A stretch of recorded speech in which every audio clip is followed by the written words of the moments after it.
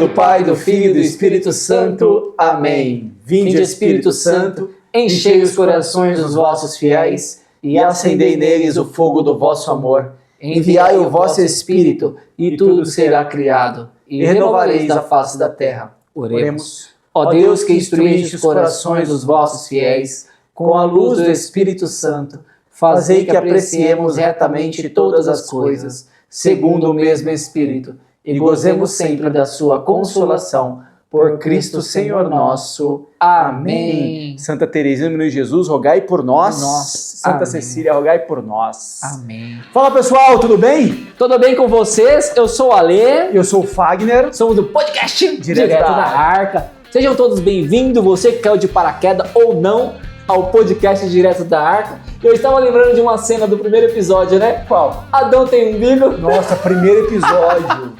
Tava dando a Escola da Fé esses dias, aí eu lembrei do primeiro episódio e mandei pro pessoal. Muito bom. bom. Vou ouvir de novo, né? 3 anos, quase 3 4 anos já que a gente gravou. Quase 4 anos. Completamos 5 mil plays, hein? 5.800 plays. O nosso muito obrigado para você que nos escuta no Spotify, Obrigadão. no YouTube. Logo, logo, mais coisas postaremos no Instagram, né? Postaremos? Postaremos, o Lu postará. Postaremos, Lu? Postaremos. Agradecemos demais. Continue escutando nós, assistindo nós e compartilhando com a galera. Compartilhando conteúdo. Vira e mexe, tem gente ouvindo. Essa semana a gente recebeu os nossos Telespectadores. Muito bom. Obrigado pra Gi, a Gi mandou pra gente um abração. O Antônio também, brigadão. Muito obrigado, Antônio, ele que é da caminhada, né? Da caminhada. Estarei também com vocês sim na caminhada, hein? É isso aí, o pessoal tá interagindo no YouTube, interagindo com a gente no Spotify, porque o mesmo episódio sobe no YouTube e sobe no Spotify. É o mesmo, a vantagem é que quem quiser nos ver, vá no YouTube. Se não, quem usa Spotify, pega lá no Spotify. Essas vozes maravilhosas, vai pro aproveitar Spotify. Quem tá na caminhada, na academia, na onde? Na pedalada. Não, da turma do pedal. Turma do pedal. Deus, como é que é, Luciano? É legal que o tempo vai passando, a gente vai pegando as modas, né? As coisas vão acontecendo. Agora até a piada, é cíclica a piada. É ciclística a piada. Quando vocês me conheceram, era o cara do pipa, né? É o cara do pipa, agora é o cara do pedal. Cada vez é um hobby. É um hobby diferente. Mas isso que é o legal, gente. Você que é a turma do pedal, deixa aí nos comentários pra nós aí que nós vamos dar uma pedalada. Como é que você comprou um freio de quê? Um freio hidráulico. Freio hidráulico. Freio hidráulico, porque tava de cabo, tava doendo muita mão. Aí falaram, doendo a mão. Compra o freio hidráulico que vai ali. E ali entendeu o problema? Você entendeu o problema, cara? É isso que eu falo. Começa já era, isso é sem volta. Não, sem volta. Daqui a pouco é uma bike de carbono. Não, então, se vocês continuarem assistindo a gente em 100 mil inscritos, eu compro uma bike de carbono. Do contrário, ainda não. Porque nós já ganhamos tanto dinheiro com esse podcast quanto R$0. R$0. Gente, eu preciso ter uma ideia de vender um pão pra vir pra cá hoje.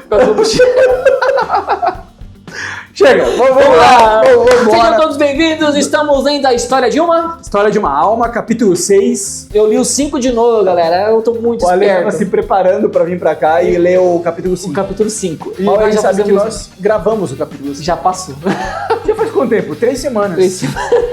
3 semanas, né? 3 semanas. E seguimos firmes no propósito de lermos o livro inteiro, ó, já passamos bem. Hoje muitas marcações pro livro História de uma Alma. Chegamos no parecendo a bandeira do Brasil ali, gente. Belíssimo capítulo 6. Como foi o capítulo? Todos os capítulos são lindos. Mais marcante, 4 e 5. Os 2 últimos foram muito marcantes.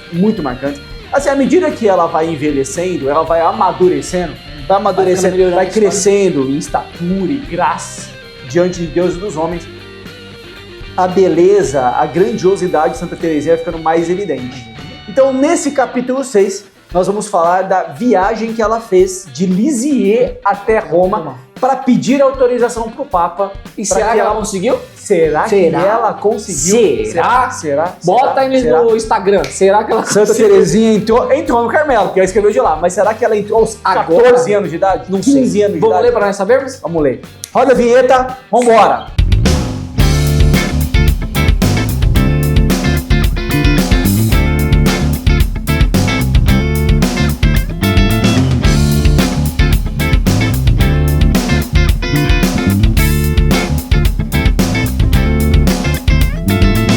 Caso eu ler errado é porque eu li o capítulo errado.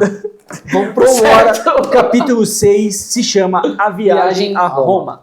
Viagem a Roma, belíssima história, belíssima história. Vamos começar já aqui, vamos, Santa Terezinha, ela mesma contando do início da viagem. Vamos lá. Parágrafo 156, bora ler. Bora lá. A Viagem a Roma, capítulo 6.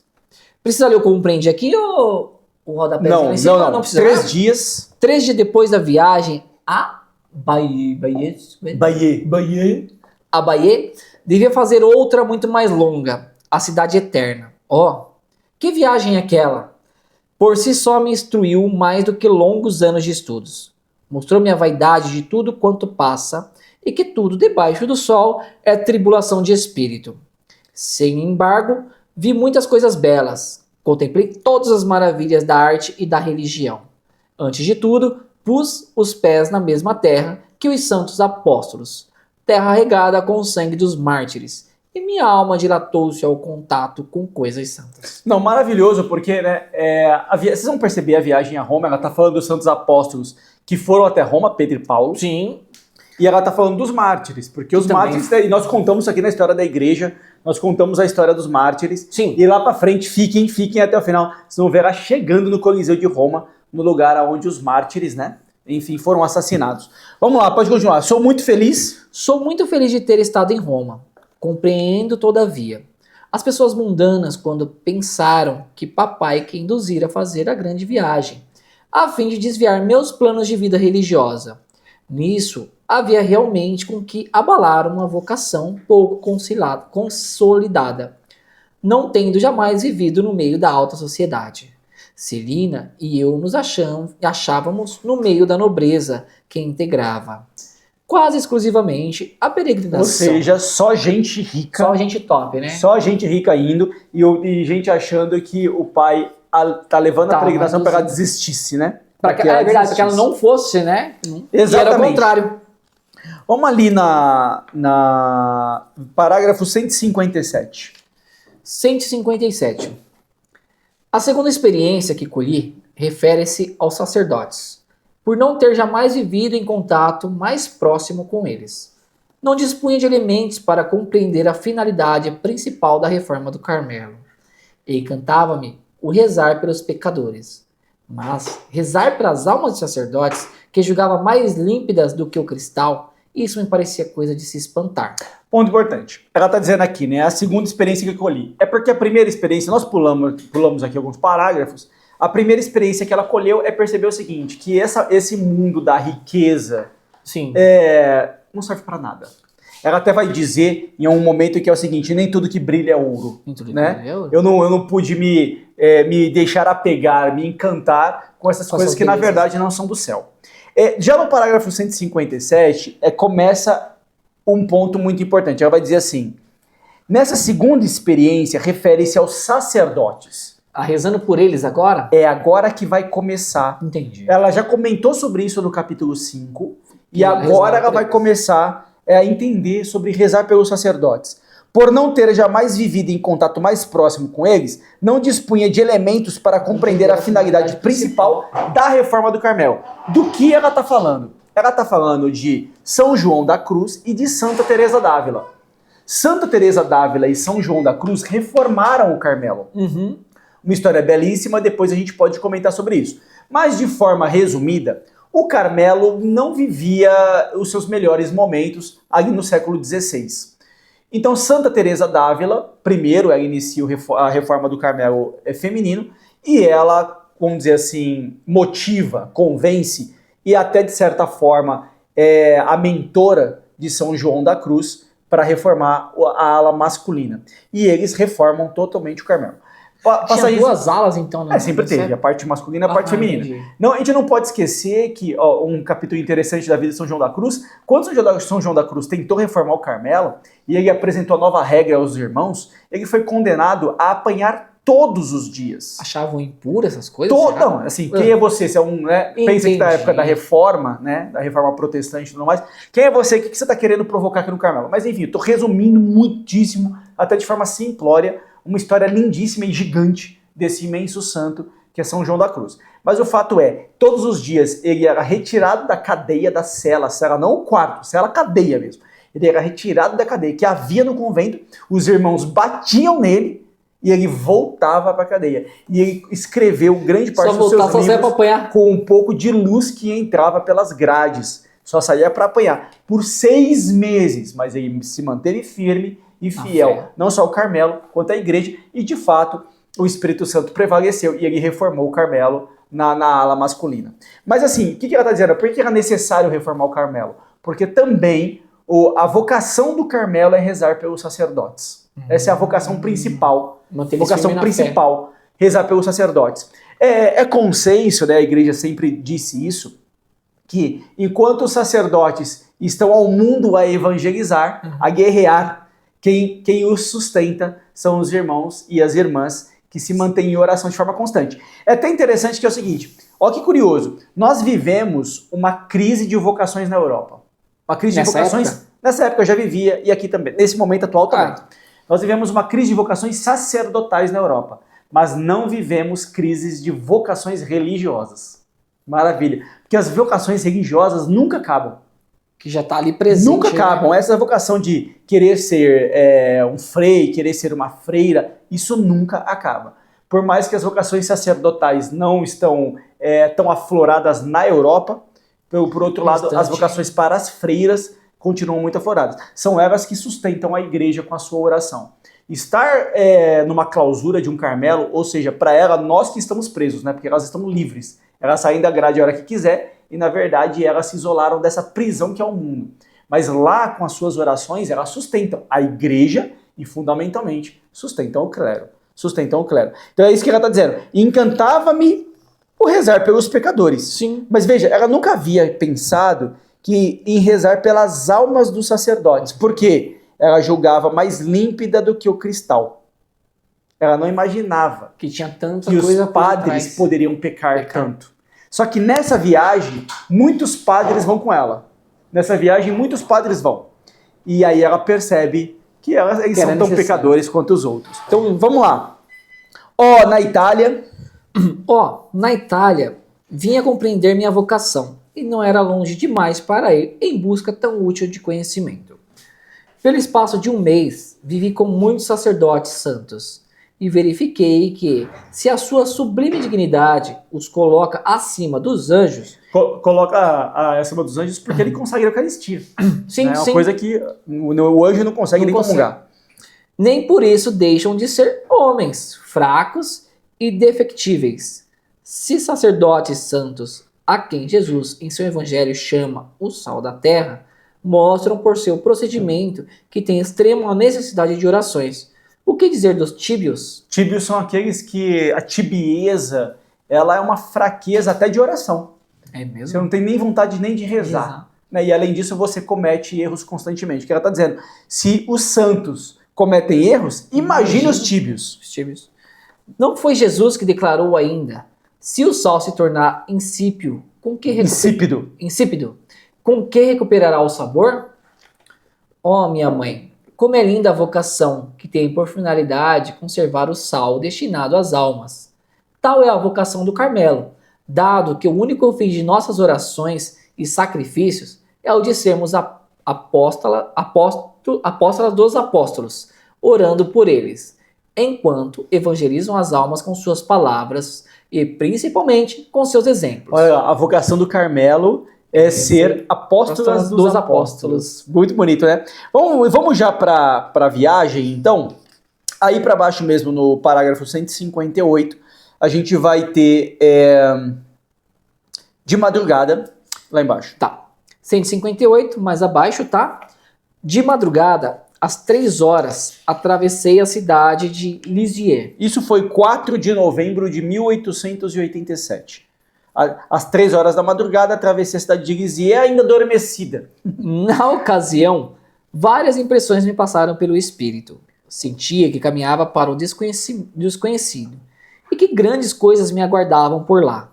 Papai estava alegre. Quando o trem de ferro se pôs em movimento, ele cantarolou o velho refrão. Rode, minha diligência, rode, já estamos na estrada real. Chegando a Paris, na parte da manhã, começamos logo a visitá-la. O pobre paizinho cansou-se muito, a fim de nos contentar, e assim dentro em pouco tínhamos visto todas as maravilhas da capital. Então, a primeira, eles saíram de Lisieux, pegaram o trem e foram até Paris, né? Então você vê que eles vão até Paris. Paris é a primeira cidade e tem muita coisa para ver. A partir de agora, para mim, é uma beleza gigante desse livro, porque agora ela vai narrar cada cidade. E cada coisa que ela vê. E cada coisa que ela vê. Então, é claro que o roteiro dela é um roteiro religioso. Mas já dá para perceber que a gente está no século XIX aqui, tá? Já dá para perceber que Paris e muitas cidades da França, da Itália, da Suíça já são muito turísticas. Já então, é naquela época já muito cheias. Então falando de negócio de 1880, sim, né? Essa viagem começou em 4 de novembro de 87. Então a gente já está falando aqui de 130 e poucos anos atrás. Vamos que vamos. Vamos lá então. Primeira passagem espetacular. Por mim, só encontrei uma única que me arrebatasse. A maravilha era Nossa Senhora das Vitórias. Oh, o que senti aos pés não poderia dizer. As graças que me ortogou comoveram-me tão profundamente que só as minhas lágrimas espremiam minha felicidade, como no dia da minha primeira comunhão. Engraçado, né? Nós vimos todas as maravilhas. A principal maravilha que ela encontrou foi a de Nossa Senhora das Vitórias. Nossa Senhora das Vitórias tem uma catedral, é uma basílica. São 4 grandes basílicas em Paris. Essa é a menor das 4. Mas essa basílica, que é Nossa Senhora de Notre Dame das Vitórias, ela tem a ver com a história do Luís XIII. O Luís XIII, ele estava num combate com os ingleses. A França num combate com os ingleses e os ingleses protestantes, pelo sul da França. Certo. E ele não conseguia vencer esses ingleses. E ele pede a Nossa Senhora que o consagre, que o ajude a vencer essa batalha. E ele diz que se vencer a batalha, ele vai consagrar a França à Nossa Senhora. E eles vencem a batalha. E ele vai e constrói esta catedral, nessa praça, em honra a Nossa Senhora e a Nossa Senhora das Vitórias. É tão bonita essa passagem, porque assim, essa igreja é construída, parece uma igreja... Depois puderem coloquem no mapa Nossa Senhora de Notre Dame das Vitórias, vocês vão ver essa basílica, né? É uma basílica pequena, mas vocês vão perceber outro pedaço da história dela, que é o seguinte: ela por muito tempo ficou sem fiéis. Sem fiéis. Mas um padre, ela pedia tanto, não sabia mais o que fazer para colocar fiéis, assim, 30, 40 pessoas só assistiam a missa aos domingos. E ele ouve uma voz que ele sente que veio do céu, que era para consagrar a igreja Nossa Senhora. Não tinham consagrado, eles só tinham construído ela. E ele vai ele no mesmo dia escreve a regra de consagração. Ele diz assim: eu vou levar ao arcebispo. Se o arcebispo autorizar, porque é do céu mesmo. Ele leva para o arcebispo autoriza e ainda fala assim: já promulga no domingo. Então no domingo da missa da manhã, ele já avisa que à tarde ele vai ter a consagração e vai se montar ali um grupo, né, de consagração para aquilo. E ele fala: não vai ter ninguém. E ele fica ouvindo, ele até fala, né, são as vozes do demônio dizendo: isso é tolo, ninguém vai vir à tarde, tá fazendo de besteira. Aí ele falou: pelo menos aquelas 30 senhoras vão aparecer lá. E no final das contas ele chegou, ele relata que não cabia uma agulha de tão cheia que a igreja estava à tarde. E ele faz a consagração à Nossa Senhora.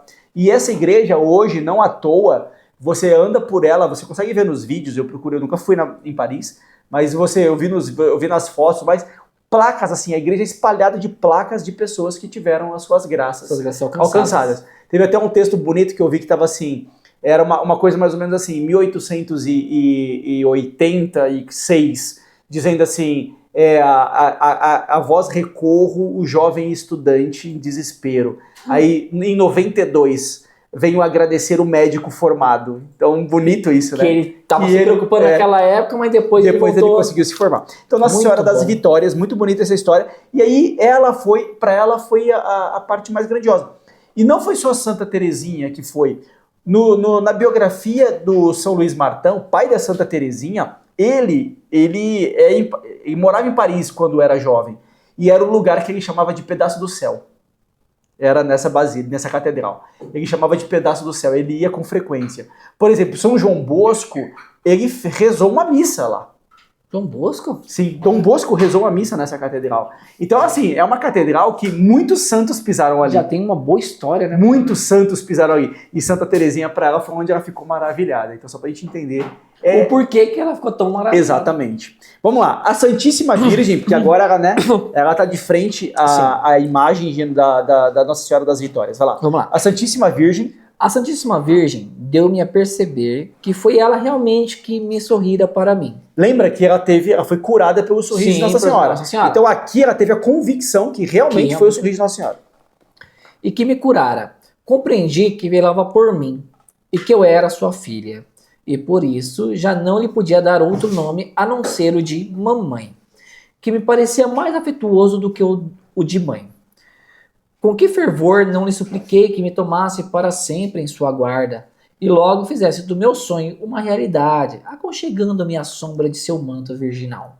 Oh, nisso consistia um dos meus primeiros desejos de criança. Crescendo, compreendi que só no Carmelo me seria possível encontrar realmente o manto da Santíssima Virgem. E essa fértil montanha tendiam todos os meus desejos.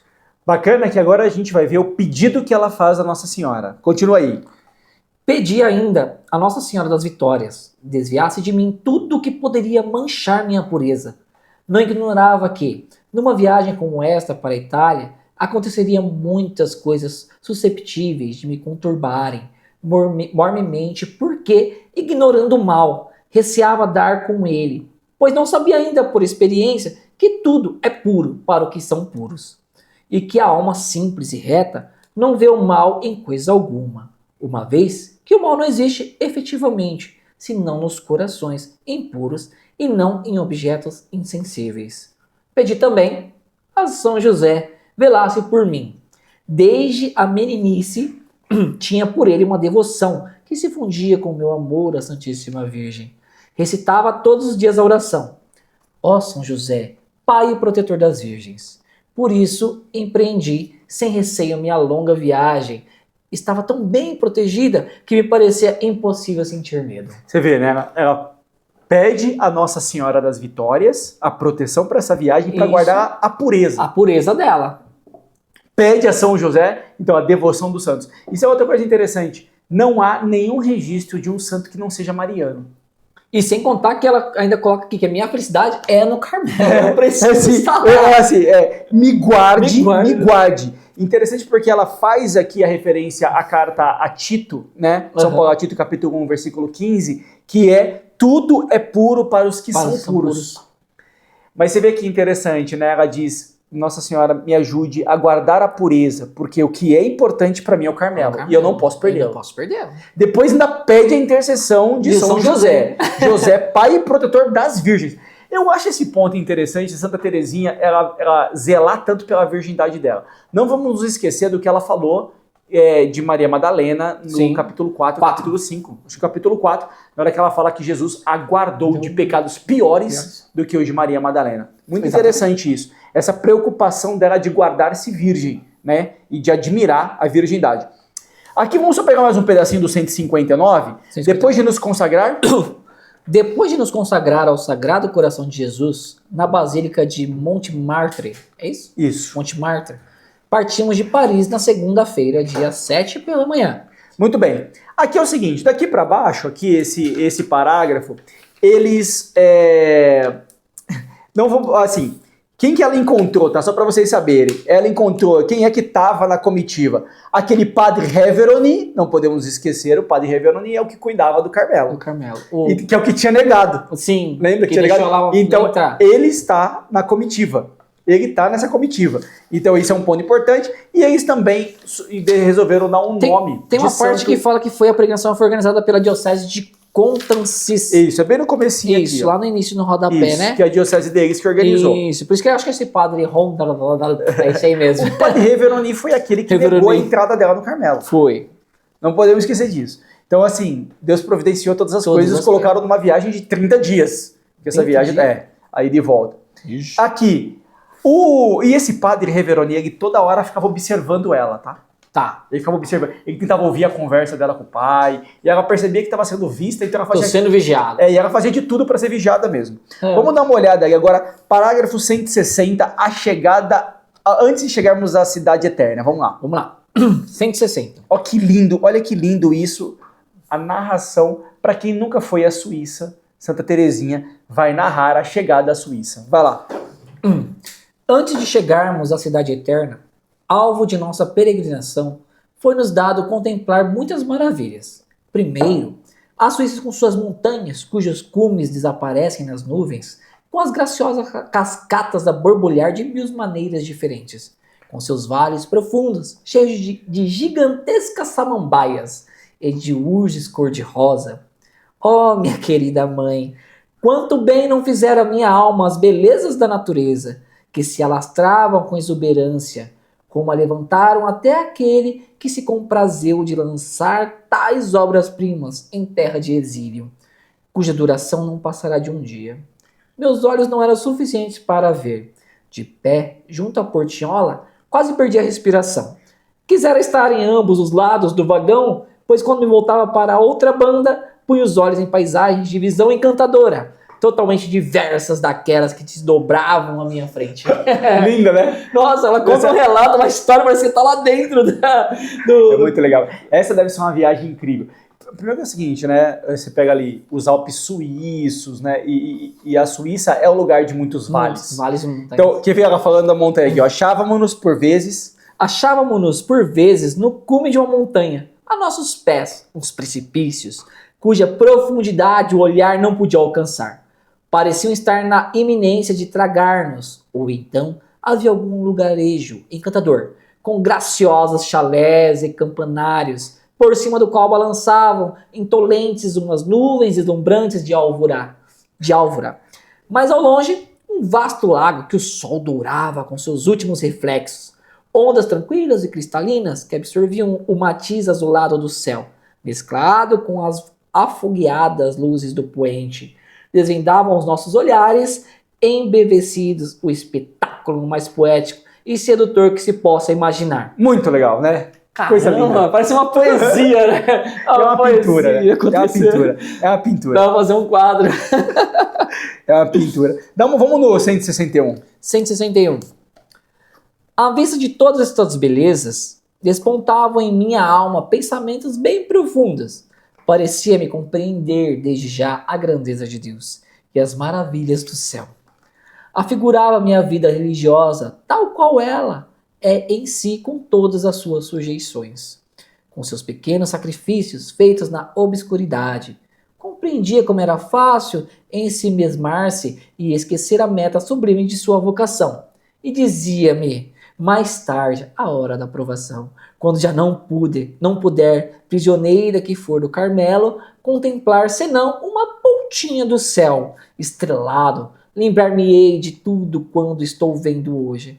Tal legal, pensamento. Tal pensamento vai me dar coragem. Assim, ela dizendo, eu tô contemplando todas as belezas do céu, mas assim, o que eu quero é o Carmelo. Eu quero o Carmelo. Eu vou ver uma pontinha só desse céu e vou me lembrar só de vou tudo me que eu vai vi. estar aí tudo em lembranças, né? Não vai...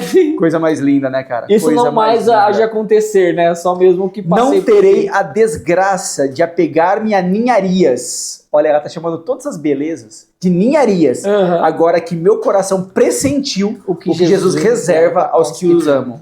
Vamos ali pro 62, vai. 162. Tendo admirado o poder do bom Deus, pude ainda admirar o poder que deu às suas criaturas. A primeira cidade da Itália... Agora eles cruzaram a Suíça, saíram da França, passaram pela Suíça e agora chegaram na Itália. Vamos ver a chegada deles em Milão. Tá. A primeira cidade da Itália que visitamos foi Milão. A catedral, toda de mármore branco, com estátuas em número suficiente para constituir um povo quase incalculável. Foi por nós visitada em suas mínimas particularidades. Celina e eu éramos arrojadas, sempre as primeiras, indo imediatamente atrás do senhor bispo, a fim de vermos tudo o que dizia respeito às relíquias dos santos e entendermos bem as explicações. Deste modo, enquanto oferecia o santo sacrifício sobre o túmulo de São Carlos, permanecíamos atrás do altar, com a fronte apoiada na urna que encerra o corpo do santo. revestido das insígnias pontificais. Assim, era por toda parte. Toda outra parte, elas seguiam o bispo. Ou seja, elas duas iam na frente. É assim que elas queriam. Só o bispo Para ficar perto do altar, vendo a missa, pra você ver. Aqui o São Carlos que eles estão falando é o São Carlos Borromeu. São Carlos Borromeu, e vale a pena a gente comentar essa história de Milão, porque é o seguinte, o São Carlos Borromeu, ele é de uma família rica, e aos 12 anos de idade, ele foi um comensário. O que era um comensário? Comensário é um título religioso que cuidava das propriedades da igreja que produziam. Aos 12 anos? Aos 12 anos. Nossa! Ele se tornou o administrador, vamos dizer assim, de uma fazenda. E ele recebia por isso. Nossa! Então, e recebia grandes quantias. Aos 12 anos de idade, ele já foi delegado, o tio dele foi bispo e tudo mais. Mas ele já foi encarregado de cuidar de propriedades de produção da Igreja Católica. Isso é bem interessante. Mas enfim, o dinheiro não subiu para a cabeça dele, ele se formou, estudou muito bem, e ele foi São Carlos Borromeu, por exemplo, foi um dos defensores do Concílio da Contra-Reforma em Trento, que inclusive foi em Trento, que instituiu que os bispos deveriam morar em suas dioceses. Não era assim. O bispo não necessariamente morava na diocese. Então, ele tinha 24 anos, por exemplo, ou 26, se eu não me engano, quando ele vai já morar na diocese dele. Tanto é que ele é chamado de o bispo menino, porque ele é muito criança, muito novo. Só que assim, ele enfrenta imensos desafios. Ele, entre os desafios que ele tem, por exemplo, o irmão mais velho dele morreu, ele herdou toda a riqueza da família, ele enfrentou uma crise de uma epidemia gigantesca, se eu não me engano foi alguma doença vinculada com inseto, ele direcionava o dinheiro dele todo aos pobres. Então São Carlos Borromeu foi um imenso santo daquela região. Até hoje tem uma estátua dele de 35 metros de altura que as pessoas entram por dentro da estátua. Louco. E o corpo dele mesmo está depositado numa urna ali em Milão. Ele foi tão especial, cara. Por exemplo, é ele que patrocina o envio do Santo Sudário para Turim, na Itália. Então, o Santo Sudário de Turim, porque ele queria muito rezar em frente ao tecido que embrulhou o nosso Senhor Jesus Cristo. Então, ele vai, o tecido vem até Turim, né? O Santo Sudário está lá em Turim. O Santo Sudário de Turim está no Vaticano, melhor dizendo, mas ele ficou em Turim muito tempo. E é um tecido, 4 metros, é o tecido mais estudado da história. Tem muita documentação sobre o Santo Sudário. E ele, quando o Sudário vai para Turim, ele faz uma peregrinação até Turim, muito bacana. E em jejum. E ele faz essa peregrinação em jejum. Muito legal. Então, assim, tem muita história vinculada com São Carlos Borromeu, é um imenso santo, ali da cidade de Milão. Esse é o São muito Carlos bom. Que ela está comentando aqui.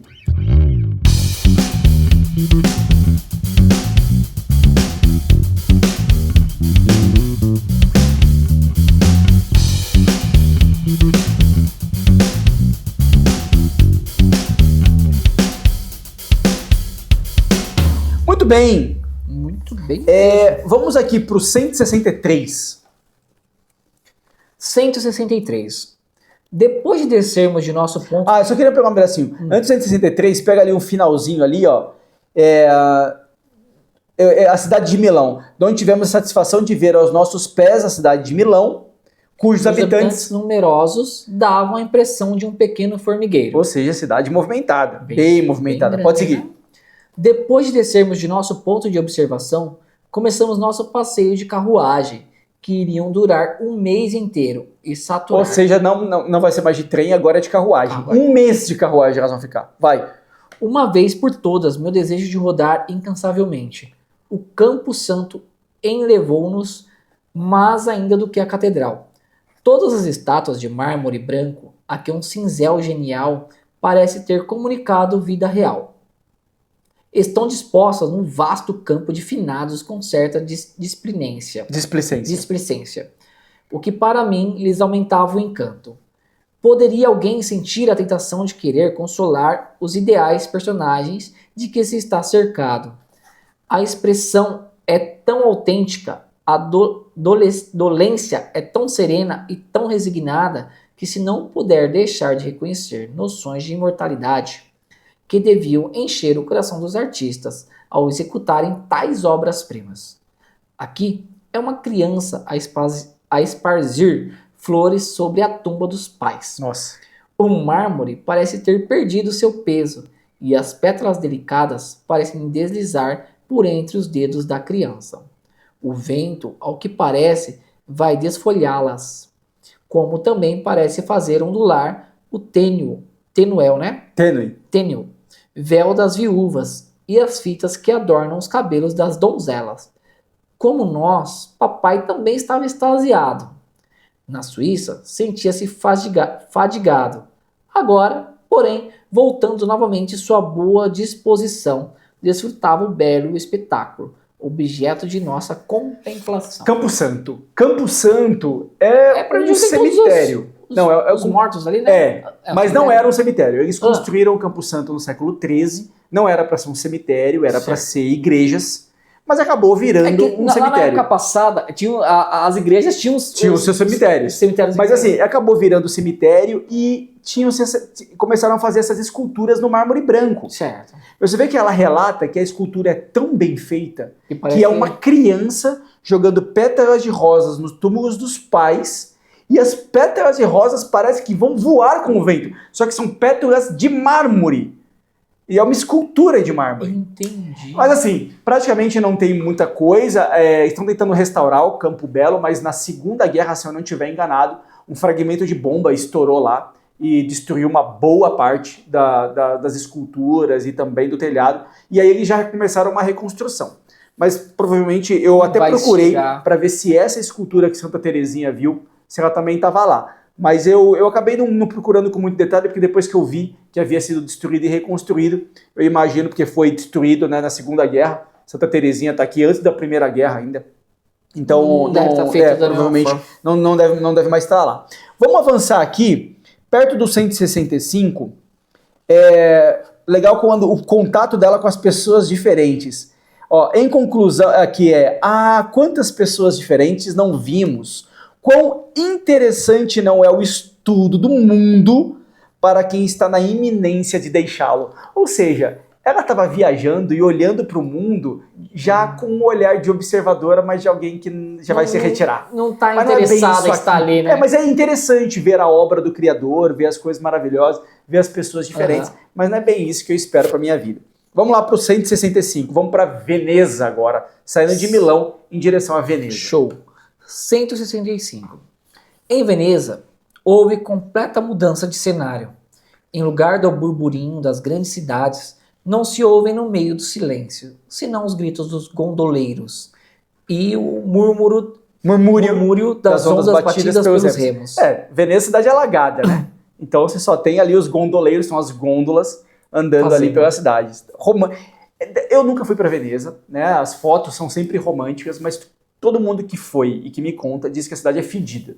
Eu já ouvi falar isso também. Vamos seguir. Vamos ao Palácio dos Doges. O Palácio dos Doges é onde acontecia a condenação dos... O Palácio dos Doges... presos que seriam assassinados. É esplendoroso, mas é triste também. Em suas amplas acomodações, onde pompeiam o ouro, as madeiras de lei, os mais preciosos mármores e as pinturas dos maiores artistas. Desde muito deixaram as sonoras abobadas de repercutir a voz dos governantes a proclamar sentenças de vida e de morte. Nas salas que tínhamos atravessado. É um prédio, vocês podem ver aí, onde acontecia o julgamento, a condenação e até a morte dos condenados, exatamente. Poderiam ter vida como morrer naquele momento. Saindo de Veneza, ela foi para Pádua, lembrando que Pádua é o lugar de Santo Antônio de Pádua. Vamos lá, 166. 166. Depois de Veneza, fomos a Pádua, onde veneramos a língua de Santo Antônio. Depois, a Bolonha, onde vimos Santa Catarina, que conservava a marca do beijo do menino Jesus. Santa Catarina, ela é essa Santa Catarina, que é a Santa Catarina de Bolonha, né? É curioso, porque é o seguinte, ela é uma clarissa, né? Na verdade ela começou em outro convento, mas ela conseguiu, ela rezou e intercedeu tanto, pediu tanto para a abadesa do convento dela que mudasse a regra para a regra das clarissas, que é uma regra mais rígida. E ela de fato conseguiu. E eles se tornaram clarissas. Mas assim, ela ficou tão famosa e era tão famosa em Bolonha, e Bolonha é uma cidade onde você tem uma universidade, a Universidade de Bolonha. Então, e é uma cidade assim, uma cidade estudantil, movimentada. E ela conseguiu ser tão pura, que a gente sabe que os santos puros sempre vêm ou interagem com o menino Jesus. E ela teve uma visão mística do menino Jesus e ela deu um beijo no menino Jesus. Você imagina que coisa maravilhosa, né? Vamos ler mais um pouquinho sobre ela. Eu queria falar o seguinte, e ela é um corpo incorrupto. Sim. Santa Catarina de Bolonha é um corpo incorrupto. É aqui, né? A gente está na Itália, né? Está em Pádua. Então é um corpo incorrupto. E nós temos uma outra Santa Catarina, só que na França, que é a Santa Catarina Laboré. Da Medalha Milagrosa, que também tem corpo incorrupto. Duas Santas Catarinas, quase da mesma época, né? Porque a Medalha Milagrosa em 1830. Santa Catarina de Bolonha é mais antiga, né? Mas na época de Santa Teresinha do Menino Jesus já era muito famosa. Mas duas Santa Catarinas morando tão perto, uma da outra, assim, né? Pensando como se fosse em termos de Brasil, é perto. E tem corpo incorrupto. Vamos seguir, então, aqui, vamos falar não, pode continuar ainda. Santa Catarina, depois a Bolonha, vimos a Santa Catarina que conserva a marca do beijo do Menino Jesus. Muitos pormenores. Há interessantes que poderiam indicar a respeito de cada cidade e de 1000 pequenas circunstâncias particulares de nossa viagem. Pode avançar. Vamos para outra página. Foi com alegria que deixei Bolonha. Foi com alegria que deixei Bolonha. A cidade tornara-se insuportável para mim, por causa dos estudantes dos quais está repleta. Formavam alas quando tínhamos a má sorte de ir a pé, sobretudo por causa do pequeno incidente que me ocorreu com um deles. Dei-me por feliz ao tomar a estrada... Não, peraí. Só pra vocês entenderem, que incidente foi esse, tá? É isso que eu ia perguntar. Eu acho que você vai estar aqui. Ela quase foi raptada. Oxi. Tá no rodapé. Melhor até ler, tá? Sim. Ao descer do trem, conta Celina, procurava cada qual sua condução na plataforma. Papai tinha se afastado um tanto para ir buscar a mala. No momento, um dos estudantes que se acotovelavam nos pontos de acesso da estação agarrou Teresa e já a levava bem longe.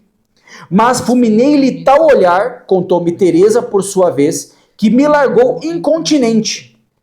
Celina, aliás, percebera toda a situação e vinha correr a meu socorro. Cara, quase raptada. Levou a Teresa embora. Mano do céu, olha o perigo.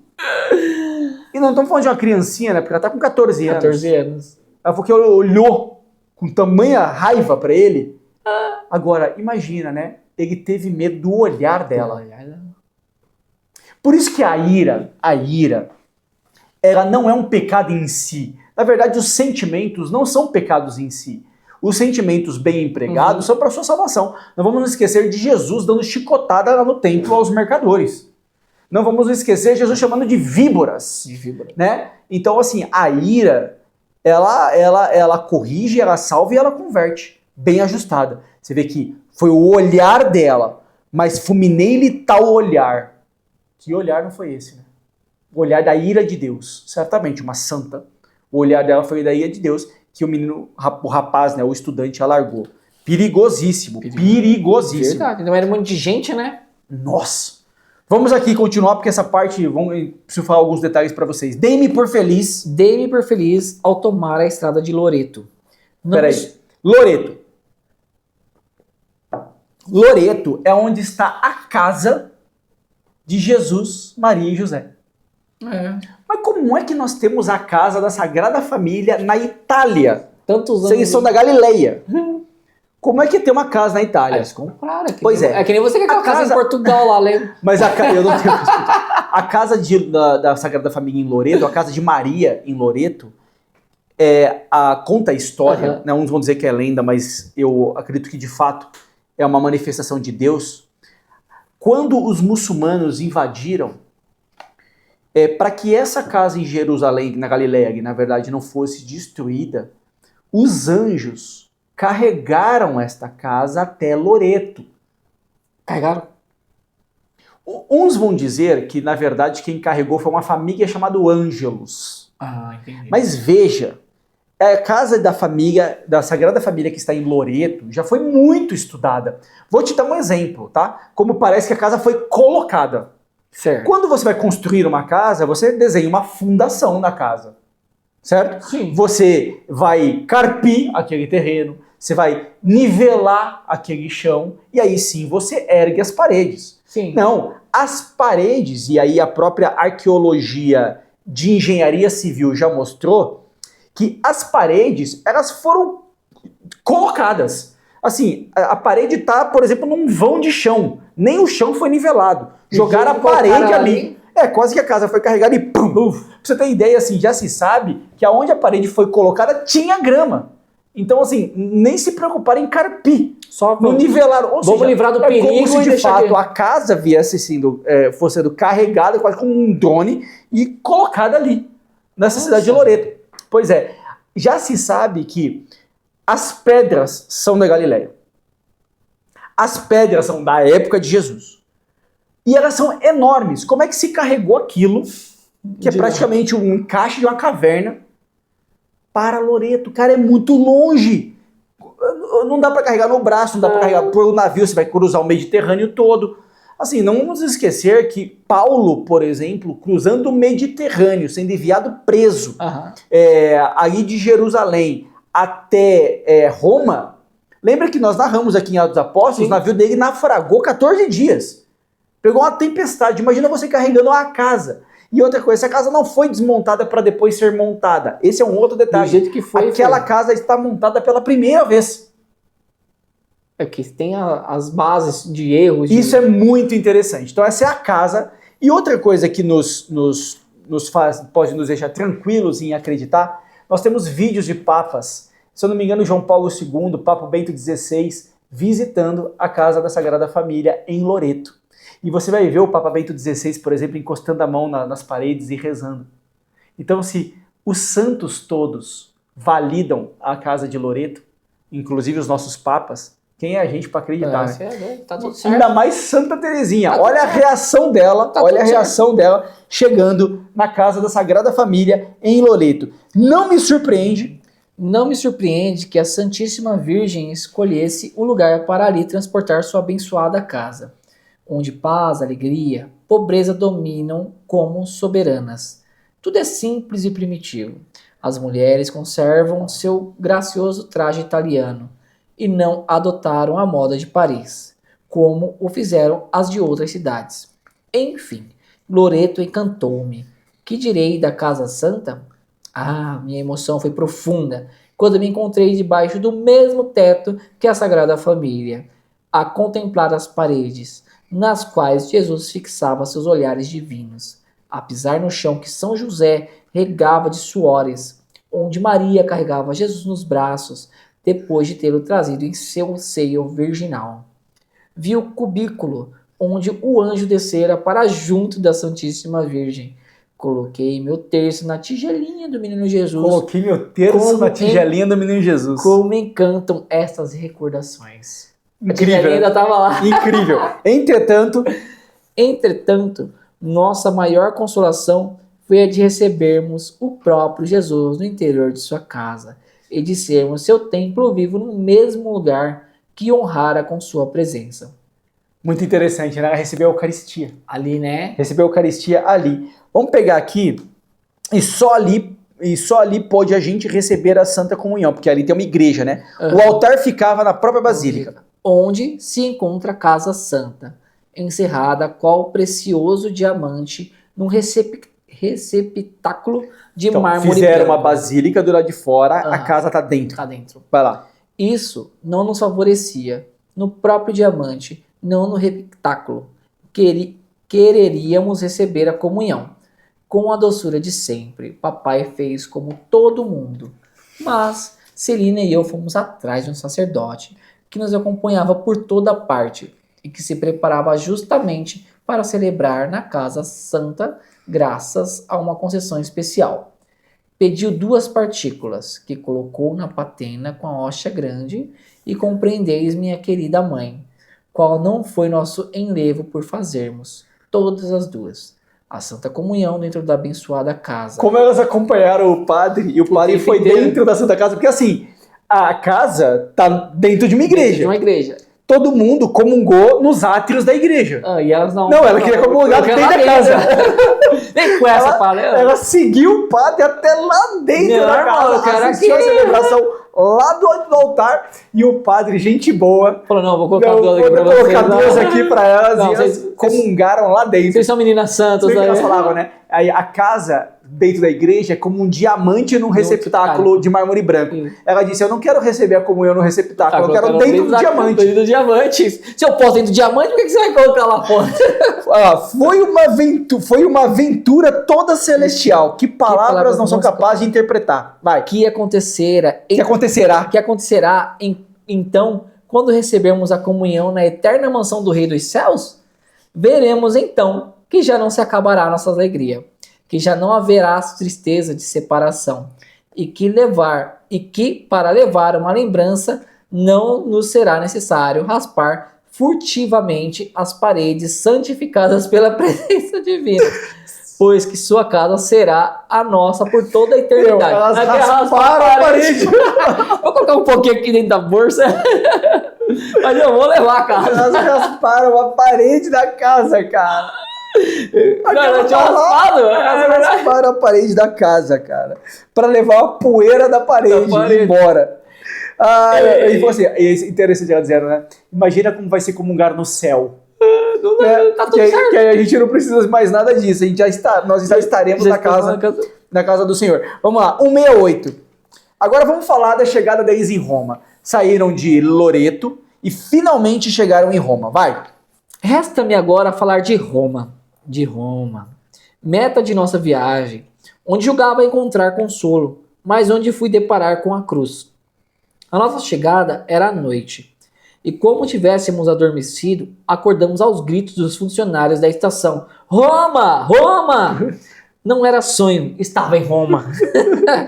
O primeiro dia transcorreu fora dos muros. Foi talvez o mais delicioso, pois todos os monumentos conservaram o cunho de antiguidade, enquanto que, no coração de Roma, poderíamos supor-nos em Paris, vendo a magnificência dos hotéis e casas comerciais. O passeio através das campanhas romanas deixou-nos uma recordação muito agradável.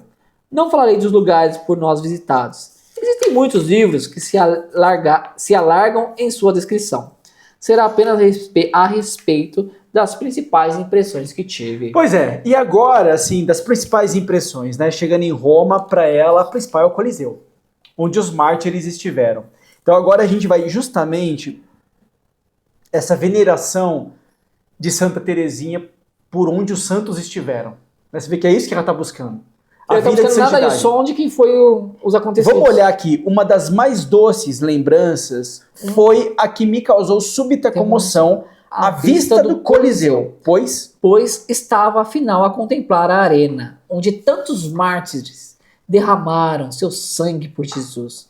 Já me dispunha a beijar o chão por ele santificado, mas que decepção! O centro não é senão um amontoado de escombros que os peregrinos devem limitar-se a contemplar, porque uma barreira impede a entrada. Ninguém, aliás, sente a tentação de querer meter-se entre as ruínas. Ora, ter vindo a Roma e não descer ao Coliseu? Isto se me afigurava impossível. Já não prestava atenção às explicações do guia. Um só pensamento me empolgava: descer a arena. Vendo um operário passar com uma escada, estive a ponto de lhe impedir. Felizmente, porém, não executei a ideia, porque ele me tomaria por maluco. Imagina Eu quero ir lá embaixo! Imagina ela aqui nas arquibancadas do Coliseu, cheia de ruína. Ela vê a arena lá embaixo, passa um funcionário com uma escada, ela quer pedir a escada pra descer. Ela, não, eles vão meter como maluca, mas assim, ela quer descer na arena. Na arena, não quer ficar ali. Porque é onde os mártires estavam. Mas ninguém vai na arena, nem dá pra ir, não tem como ir na arena. Mas ela vai dar um jeito. Vamos lá, conta-se no evangelho que Madalena, persistindo ao pé do sepulcro, inclinando-se várias vezes para olhar o interior, acabou por avistar 2 anjos. Isso é interessante, que ela diz o seguinte: Maria Madalena ficou olhando para ver se viu os O anjos. relato de Maria, né? Será que eu não conseguiria fazer alguma coisa parecida? Olha que interessante assim. Pode seguir. Como ela, ainda que reconhecesse perfeitamente a impossibilidade de ver meus desejos realizados, continuava a inclinar-me, tendo em mira as ruínas, onde pretendia descer.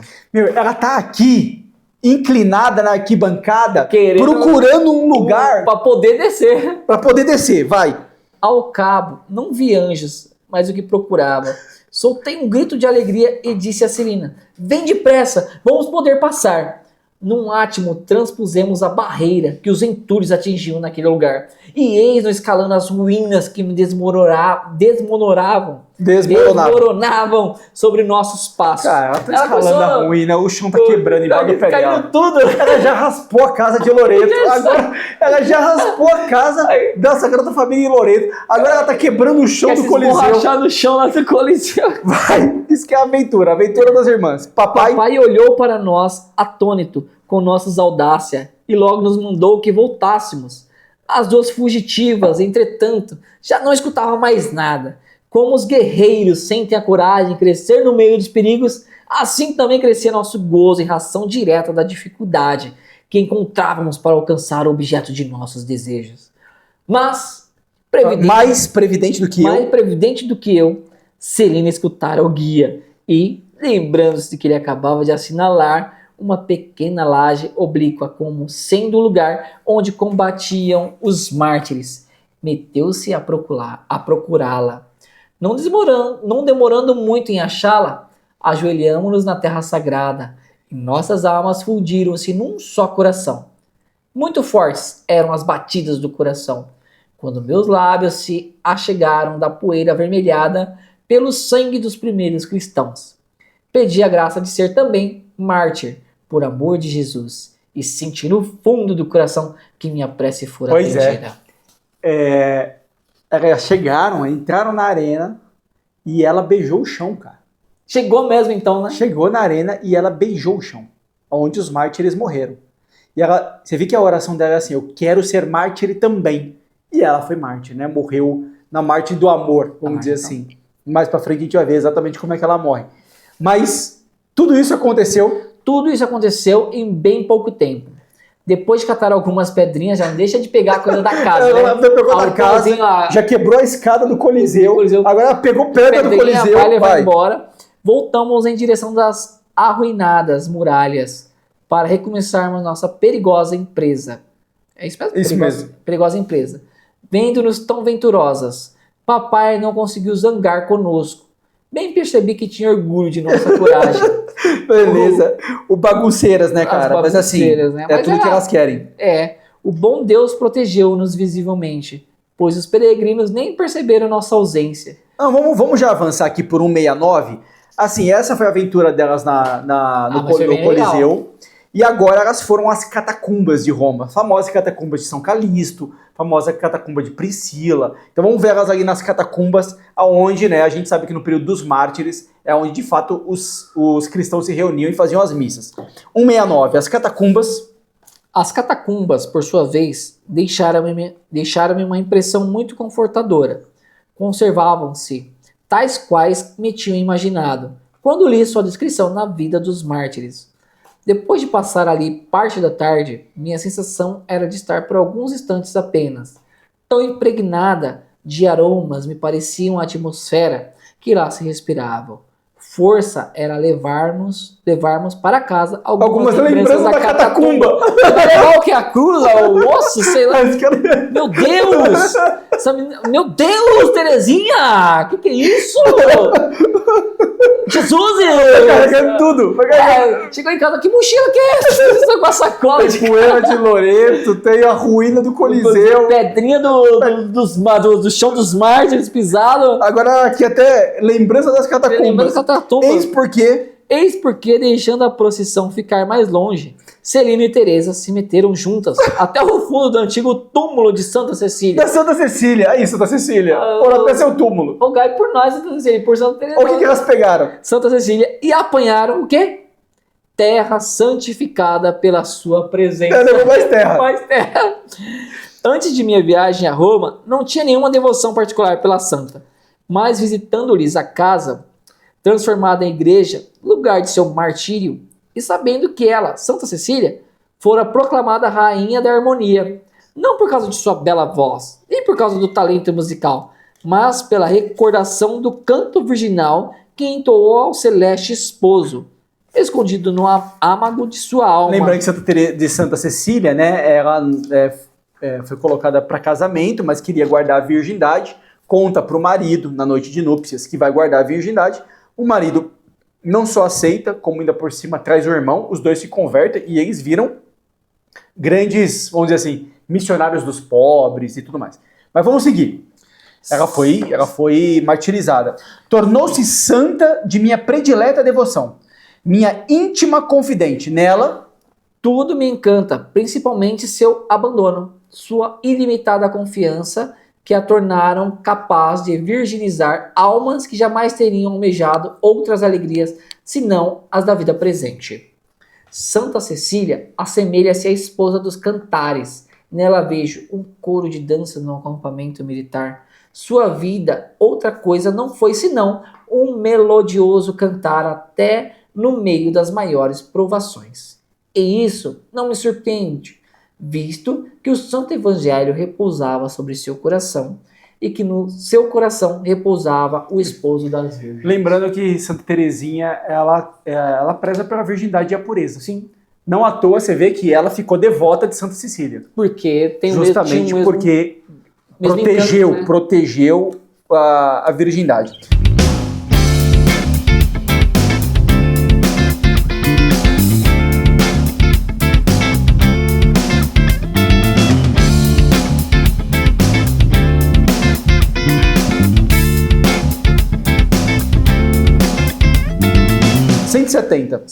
Vamos à igreja de Santa Inês. Tá.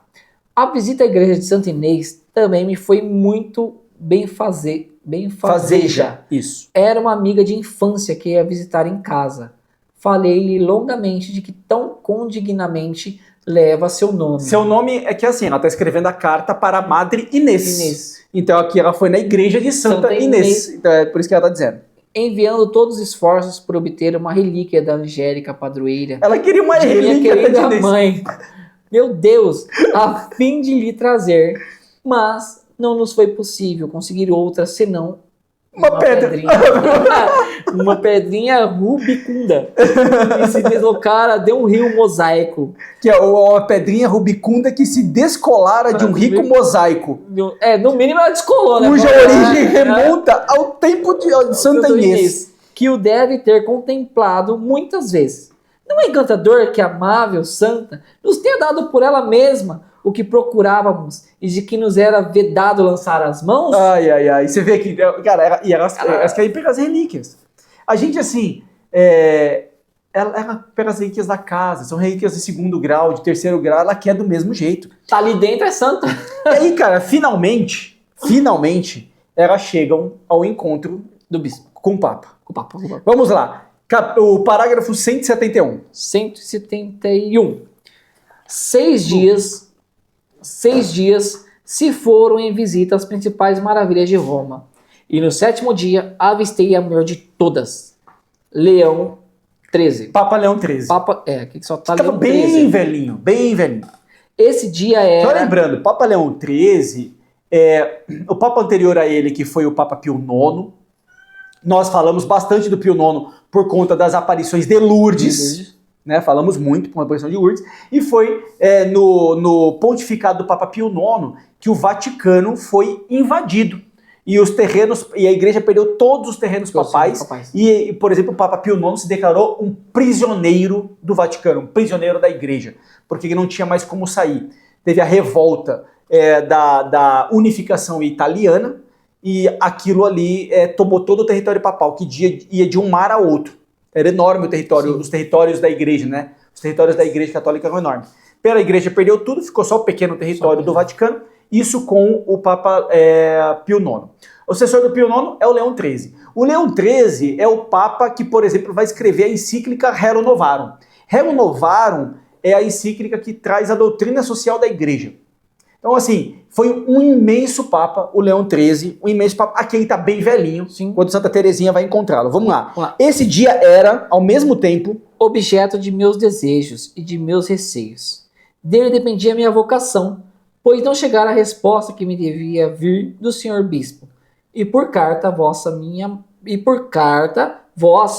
mãe, ficara sabendo que já não estava muito propenso a meu favor. Por consequente, minha única tábua de salvação era a assim, permissão lembra o do Santo seguinte, Padre. eles tinham mandado uma carta pro bispo, Sim, pedindo autorização para entrar. Lembra que eles tentaram ir Sim, até o Papa, sim. até o padre, quer dizer, e não conseguiram. Mandaram uma carta pro bispo, não tinha chegado a carta pro bispo, e segundo a Inês, está Tinha dizendo, que ir ó, lá. acho que o bispo realmente não vai aceitar. Então a única salvação que ela vai ter É ir falar aqui com o Papa. é falar com o Papa. Mas, para conseguir, seria Mr. Impetrala. Seria necessário ter a coragem de falar ao Papa, diante de todo mundo. E tal pensamento me fazia tremer. O que padeci antes da audiência. Só o bom Deus o sabe. E também minha querida Celina. Nunca esquecerei a parte que tomou em todas as minhas provações. Parecia que minha vocação se identificava com a dela. Nosso amor recíproco era notado pelos sacerdotes da peregrinação.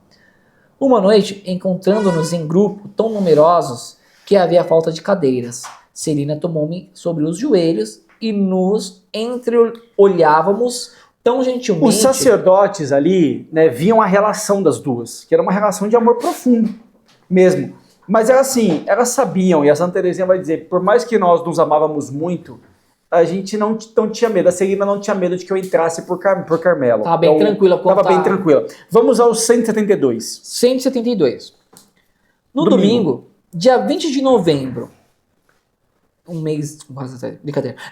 No domingo, dia 20 de novembro, depois de nos termos trajado de acordo com o cerimonial do Vaticano, isto é, de preto, com mantilha de rendas para cobrir a cabeça, e adornada com um medalhão de Leão XIII, Papa Leão XIII, Isso. pendente de uma fita azul e branca. Fizemos nossa entrada no Vaticano, na capela do Soberano Pontífice. Às 8 horas, tivemos profunda emoção quando vimos entrar para a celebração da Santa Missa. Depois de abençoar os inúmeros peregrinos reunidos em torno de si, subiu os degraus do sagrado altar e mostrou-nos por sua piedade, digna do vigário de Cristo, que era realmente o Santo Padre. Meu coração batia com veemência e minhas orações eram muito ardentes. No momento que Jesus descia entre as mãos de seu pontífice, estava, todavia, cheia de confiança. O evangelho do dia continha as fascinantes palavras: não temais, pequeno rebanho, porque foi do agrado do meu Pai dar-vos o reino. Não, medo é que não tinha. Esperava que o reino do Carmelo, dentro em breve, seria minha pertença. Não me ocorriam, então, as outras palavras de Jesus: eu vos preparo o meu reino, da mesma forma que meu Pai mo preparou. Muito importante, né? Você vê que eles assistiram ali a consagração da Eucaristia feita pelo próprio Papa Leão XIII. Imagina o espetáculo que não foi isso. Ela até diz assim, né? Tal cálice me foi apresentado pelo Santo Padre e minhas lágrimas mesclaram-se com a amarga bebida que me era oferecida. Ou seja, foi amargo para o que ela recebeu. Vamos ver o que amargor foi esse. Parágrafo 173. Vamos começar então a audiência. A missa acabou, agora chegou o momento da audiência. Agora não tem como fugir. Depois da missa de ação de graças, se seguiu a de sua santidade. Começou a audiência. Estava lá, Papa Leão XIII, sentado numa grande poltrona. Envergava simplesmente uma batina branca, uma murça da mesma cor, e apenas o solidel na cabeça. Em seu redor achavam-se cardeais, arcebispos e bispos, mas divisei-os, só de modo geral, por estar todo atento ao Santo Padre. Passamos diante dele em procissão. Cada peregrino ajoelhava, por sua vez, beijava o pé e a mão do Papa Leão XIII. Recebia sua bênção, e, por etiqueta, 2 guardas nobres que lhe davam um toque, indicando-lhe assim que se levantasse. Ao peregrino, pois me exprimo tão mal, podendo-se julgar, a referência era ao Papa. Antes de entrar ao recinto... Então assim, passava-se, cumprimentava o Papa, e saía. recebia a bênção do Papa e tomava uns toquinhos do guarda. Vaza. Basicamente basicamente era Tequila, isso, irmão, tem que... Basicamente é isso aí. Aí aqui, ó, antes de entrar no recinto pontifício, estava bem decidido a falar, mas senti minha coragem esmorecer quando avistei o Monsenhor Reveroni, à direita do Santo Padre. Ou seja, o Monsenhor Reveroni estava ali. Ela olhou, vai dar ruim. Nossa. Tinha tantos padres, você vai colocar ele! Tantos bispos! Vamos lá. Quase. Virei-me para minha querida Celina. Pera aí, onde tá? Aí embaixo. Virei-me para minha querida Celina, a fim de pedir sua opinião. Fala, disse-me ela. Daí a pouco estava aos pés do Santo Padre. Depois que lhe beijei o pé, ele estendeu minha mão, mas em vez de beijá-la, juntei-a às minhas e erguendo para seu rosto, os olhos marejados de lágrimas, bradei: Santíssimo Padre, tenho que vos pedir uma grande graça. O Papa deu a mão para ela, pegou a mão do Papa e olhou para ele já chorando. Não, vamos tentar fazer a cena, peraí. Beijá-la, juntei as mãos e erguendo para os olhos marejados de lágrimas, bradei: Santíssimo Padre, eu tenho que vos pedir grande graça. Cara, imagina o desespero dela. 14 anos, não, uma criança, e pior que é o pô. seguinte, o Papa Leão XIII estava muito velho, ele não ouvia direito. Então ainda tem esse problema. Olha o que aconteceu, como é que não consegue ouvir direito. Então, o soberano pontífice curvou a fronte para mim, de sorte que meu rosto quase roçava o seu, e vi seus olhos negros e fundos fixar-se em mim, querendo, ao que parecia, penetrar até o fundo de minha alma.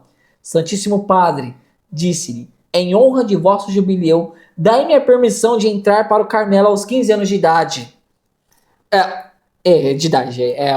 Não é uma pergunta. Dai-me a permissão de entrar ao Carmelo aos 15 anos de idade. A emoção certamente fizera minha voz tremer, por isso, voltando-se para Monsenhor Reveroni, que, entre surpreso e descontente, me fitava, disse ao Santo Padre: não estou entendendo muito bem. Tivesse o bom Deus permitido, fácil seria o Mon Reveroni alcançar-me o que eu desejava, mas era a cruz e não o consolo que ele, o bom Deus, queria dar-me. Então é o seguinte, ela falou, o Papa não entendeu, E o São Reveroni o Papa perguntou pro Monsenhor Reveroni o que ela disse. Ela falou, pô, ele poderia me ajudar. Mas não foi isso que ele fez. Fez ao contrário. Vamos lá. Santíssimo Padre. Santíssimo Padre, respondeu o vigário geral, é uma criança que deseja entrar para o Carmelo aos 15 anos de idade, mas os superiores examinam a questão no momento. Pois então, minha filha, tornou a falar o Santo Padre, olhando para mim com bondade, fazei o que os superiores vos disserem. Apanhando-me então com as mãos em seus joelhos, tentei um derradeiro esforço e falei com voz suplicante: ó Santíssimo Padre, se vós disserdes que sim, todo mundo certamente o quererá de boa vontade. Ele fitou-me com firmeza e proferiu essas palavras, acentuando cada sílaba. Vamos lá. Entrareis se o bom Deus o quiser. O timbre de voz tinha algo tão penetrante e tão convincente que ainda me pareceram ter ao ouvido. Vai ser assim, né? Vamos lá. Entrareis se o bom Deus quiser. Bem pausadamente. Animada com a bondade do Santo Padre, queria continuar a falar, mas os dois guardas nobres deram-me um toque delicadamente, um cascudo, enfim, não é brincadeira, que me levantasse.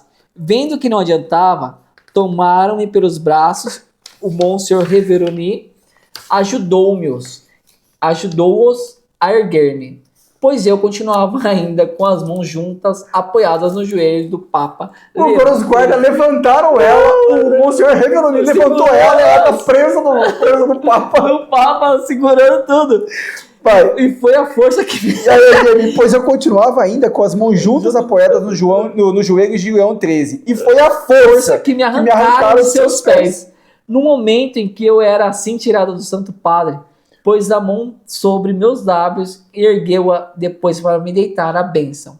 Então meus olhos encheram-se de lágrimas e Monsenhor Reveroni teve a oportunidade de contemplar pelo menos tantos diamantes quantos tinha visto em Baies.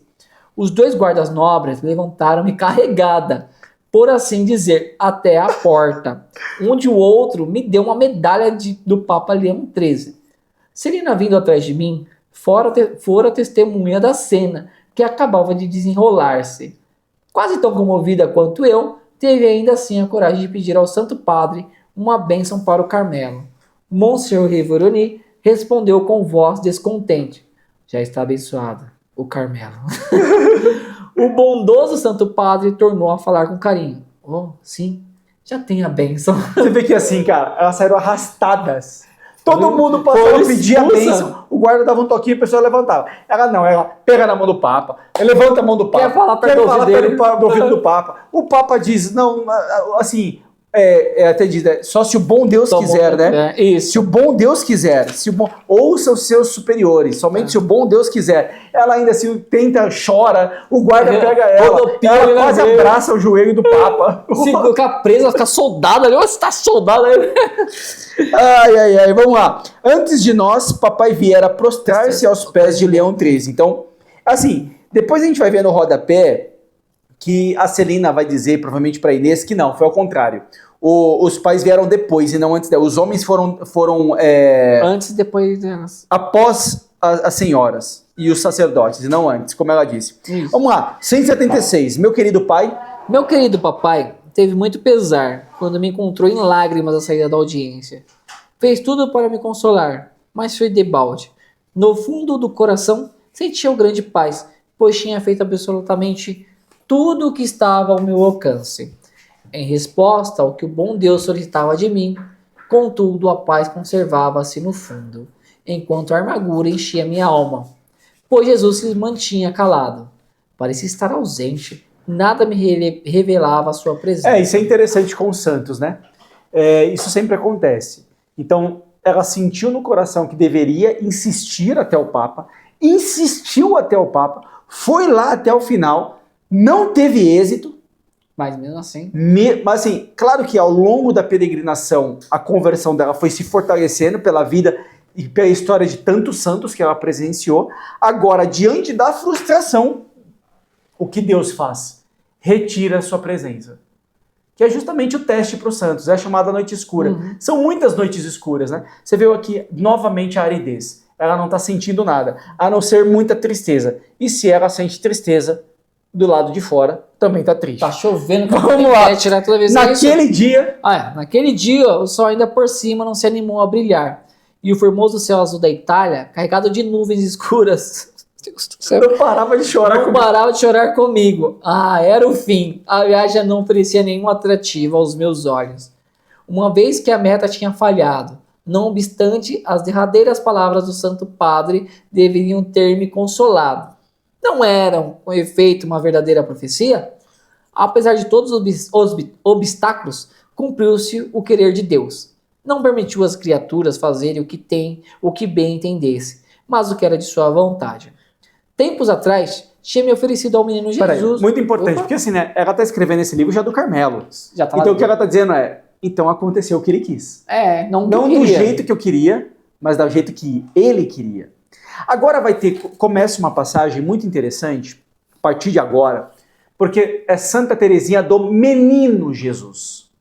Mas por que do Menino Jesus? Lembra que a pureza, os santos puros, sempre interagem misticamente com Jesus criança. Santo Antônio. Aí me fugiu o nome daquele outro santo que é negro. São Sebastião. Santa Catarina, como nós de Bolonha. E assim vão com muitos outros santos. Santa Catarina Laborreda, Medalha Milagrosa. Então agora vai começar uma parte famosa da história de Santa Teresinha, que é ela com o menino Jesus. Mas a mística aqui é diferente. Prestem atenção no que vai acontecer. Vamos lá. Vamos começar aqui. Tempos atrás... Tinha me oferecido ao menino Jesus para ser seu brinquedinho. A gente não leu isso em nenhum momento. Não. Então assim, ela disse que tempos atrás... Isso. Antes aqui, ela tinha se oferecido para ser um brinquedinho nas mãos do menino Jesus. Vamos lá. Disseram-lhe que Disseram-lhe que se utilizasse de mim, não como um brinquedo de valor, que as crianças se contentam em olhar, sem coragem de pegar nele, mas com bolinha, sem nenhum valor, que poderia jogar ao chão, bater com o pé, furar, largar num canto ou também apertar ao coração, quando fosse de seu agrado. Numa palavra, queria distrair o menino Jesus, dar-lhe alegria, queria prestar-me aos seus caprichos de criança. Em oração, ele ia A atender. oração dela era: eu quero Sim. agora agradar o menino Jesus. E eu não quero ser um brinquedo de valor. Eu quero ser uma bolinha. Pode jogar, bater. Ele joga, ele bate, ele chuta, ele pisa, ele Joga lá no põe canto. perto do coração, joga no canto e deixa lá. É isso que eu quero ser. E aí você vê, né? Pois é, ele atenderam. Ele atender a minha oração.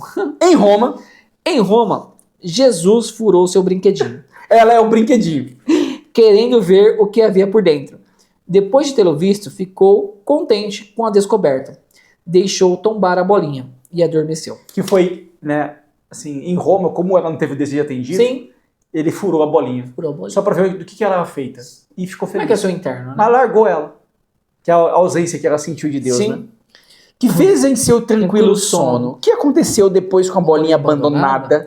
Jesus sonhou que ainda se entretinha com o brinquedo, ora a pegá-lo, ora a largá-lo, e depois de fazê-lo rolar a grande distância, aconchegou-se ao coração, não mais permitindo que jamais se afastasse de sua mãozinha. Compreendeis, minha querida mãe, como estava triste a bolinha por se ver ao chão. Não deixava, todavia, de se esperar contra toda a esperança. Alguns dias após a audiência do Não deixava de esperar contra toda a esperança. toda a esperança. Vê que interessante? Tinha esperança de que algo iria acontecer. Alguma né? coisa vai acontecer. Deus vai resolver. Vai lá. Alguns dias após a audiência do Santo Padre, indo visitar o bom irmão Simeão, papai encontrou em sua companhia Monsenhor Reveroni, que foi muito amável, com um ar de quem graceja. Papai repreendeu-o de me não ter ajudado em seu difícil empreendimento. Contou depois ao irmão Simeão a história de sua rainha. O venerável ancião ouviu a narração com muito interesse, tomou até anotações a respeito e declarou comovido. Disso a gente não vê na Itália. Acredito que este encontro fez muito boa impressão no Monsenhor Reveroni. Dali por diante, não parou de dar-me provas de que finalmente estava convencido de minha vocação. Você vê que teve que ser um externo, né? Converteu O tal do irmão Simeão. E o pai, agora você vê que o pai dela que intercedeu ao irmão Simeão para que o irmão Simeão dissesse: não, é valoroso o que ela tá falando. Sim, Como assim? Vem de lá de Lisieux para pedir para entrar no Carmelo aos 15 anos de idade? Não se vê isso na Itália. não se vê. Então o Monsenhor Reveroni começou a olhar agora com outros olhos a partir da identificação, né, do E pode do ser que irmão agora seja um Simeão. grande passo para ela, né? Agora ela começa a viagem de volta. Ah, tá bom. Agora começa a voltar. Então, voltando dali, interessante, porque ela vai passar agora por Nápoles e Pompeia. Vamos, 179. 179. No dia seguinte, a memorável data, tivemos de partir desde cedo para Nápoles e Pompeia. Em nossa homenagem, o Vesúvio fez ruído o dia inteiro e com seus disparos de canhão fazia escapar espessa coluna de fumaça. As marcas que deixou nas ruínas de Pompeia são pavorosas. Demonstram o poder do Deus que olha para a terra e faz tremer, que toca nos montes Ela passou e pela- fumegam. Passou pela cidade de Pompeia, que foi destruída pelo Sim. vulcão, né? E você vê que assim, ouviu os ruídos do vulcão. Do vulcão. E a cidade, o povo ainda vai morando ali perto, né? Misericórdia. Vamos Ainda tem seguindo. até hoje, né? Sim, sim. É ponto turístico, né? É. Ponto turístico. Seria Tem pessoas, esse dia eu tava vendo um documentário que eles ainda removem camadas de cinzas e às vezes, dependendo do lugar, eles encontram pessoas inteiras. Porque, por exemplo, a camada da lava ou Sim. da cinza que cobriu, ela cobriu a casa toda. Mas a pessoa foi assada lá dentro. eu já ouvi falar isso aí também. Fica Bizarro. lá bem Ou às vezes a própria cinza conservou a pessoa também. conservo. Tem eu também vi um relato sobre esse que eles o corpo tá ali deitado, eles limpam Sim. certinho, fica o corpo de criança, Inteiro. de É o que tá lá. misericórdia. Vamos lá. Seria do meu gosto Gosto passear sozinha por entre as ruínas. A sonhar com a fragilidade das coisas humanas, mas o número de Excursionistas. excursionistas tirava grande parte do melancólico encanto da cidade destruída. Em Nápoles, era o contrário. O grande número de carruagens com parelhas de cavalos tornou grandioso nosso passeio ao mosteiro de São Martinho, situada em elevada colina, dominando toda a cidade. Depois procurei na internet a festa de São Martino em Nápoles. São ver eles pulando. Eu compartilhei no meu Instagram esses dias também. Vamos lá. Vamos pro 180. 180. Estava com a alma imersa em tristeza. Exteriormente continuava, todavia, a mesma e se punha oculto o pedido que fizera ao Santo Padre. Pude, sem demora, convencer-me do contrário, como me deixasse ficar sozinho no vagão com Celina. Os demais peregrinos tinham descido ao restaurante nos poucos minutos de parada. Vi Monsieur Legon, vigário-geral de Constances, abrir a portinhola. Constances foi a diocese que organizou Sim, a peregrinação. toda a peregrinação. Olhar para mim com um sorriso e dizer-me: muito bem, como vai nossa carmelitinha? Percebi então que toda a peregrinação estava ao par do meu segredo.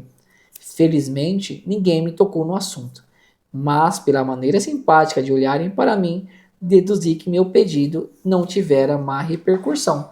Pelo contrário. Então, assim, agora todos os padres que estavam juntos, né, divulgaram a história e aí ela começa a ter sinais. São sinais de Deus. Estão a favor dela Através agora. dos sacerdotes chamando de Carmelitinha. Carmelitinha. E de jeito carinhoso, né, de jeito carinhoso. Isso. Agora a viagem dela a Assis. Vamos lá. Na pequena cidade de Assis, tive a ocasião de usar a carruagem de Monsieur Reveroni, favor que em toda a viagem não fora concedida a nenhuma senhora. Eis como alcancei o privilégio. Depois de visitar os lugares recedentes das virtudes de São Francisco e Santa Clara, terminamos no convento de Santa Inês, irmã de Santa Clara. Tinha contemplado à vontade a cabeça da santa, quando percebi, ao retirar-me com uma das últimas, que perdera o cinto. Então a história é o seguinte. Agora sim, ela perdeu o cinto. Caçou o cinto. Achou o cinto, perdeu a fivela. Vai voltar a caçar. Voltou, pegou a fivela. Quando ela foi sair, todo mundo tinha ido embora. Oxi, A ficou única lá. carruagem que tava lá era a carruagem do Monsieur Reveroni. Ela pediu para entrar e ela percebe que isso é uma mensagem do céu. E ela entra na carruagem, só tem homens lá e homens ricos. Não foi por acaso. Um dos homens ricos sai dali, senta com o cocheiro, ela senta na frente do Monsieur Reveroni e vai conversando com ele. Então assim, ela vai trocando ideia, vai ficando amiga do Monsieur Reveroni. No final, todo mundo, eles saem e eles vão pagar o cocheiro, ela abre a bolsinha dela para pagar o cocheiro também, com a moedinha dela. A moça, não, para que eu pago para você. Menos. E aí, assim, e eles começam a falar sobre Carmelo, ou seja, ela foi ali, amaciando, conversando. Vamos no 182. 182. Noutra feita, estava ao lado dele no ônibus. Agora ela ficou do lado dele na carruagem, agora ao lado dele no ônibus. Ela foi ali cativando. O vosso coração de pedra se converterá. Foi mais amável ainda. E prometeu-me fazer tudo o que pudesse pela minha entrada no Carmelo. Vamos ao 183. Você vê, ela vai conseguindo, aos pouquinhos. A tristeza de minha alma não me impedia de tomar grande interesse pelos lugares que íamos visitando. Em Florença, folguei em contemplar Santa Madalena de Pazzi, no meio do coro das Carmelitas, que para nós abriram a grade maior. Ixi, me perdi. Que para nós abriram a grade maior, como não sabíamos o meio para nos valer de tal regalia. E muitas pessoas desejavam tocar seus terços no túmulo da santa.